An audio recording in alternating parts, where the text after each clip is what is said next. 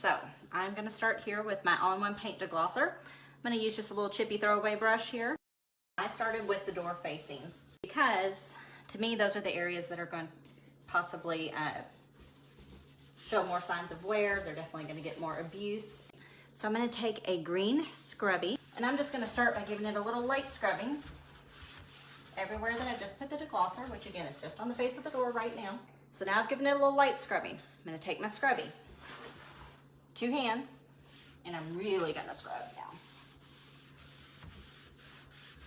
Really getting in there and breaking up any grease and grime. Right here where the doorknob was. Of course, I've taken the doorknob off. 2 hands, get in there really, really good. The other place I'm gonna pay special attention to is right about here where people tend to sometimes grab a door.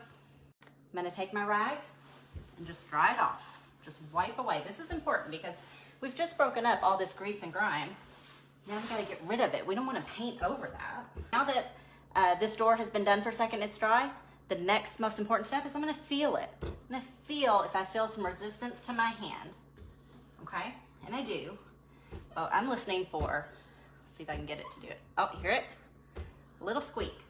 I literally want this thing squeaky clean. Oh yeah, hear that? That's what we're after. That area's good. Okay. But this door front could probably use another little quick cleaning. So I'm gonna hit the front one more time here.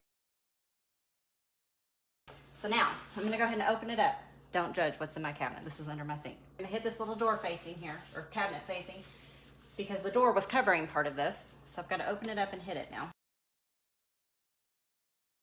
You can hear the difference. All right, let's give this door another try here. Oh, it's still wet.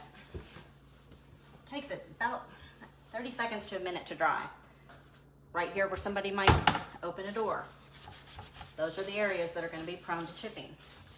Anytime anyone has come back and told me that their all-in-one paint chipped, it's always those areas. And it's because they're not giving it enough attention when they're doing this step right here, cleaning it with the deglosser.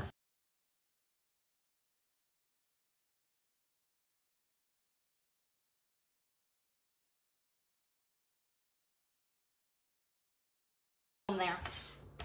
Hear it? Now that they're good and dry, that's what you're after. It's that easy.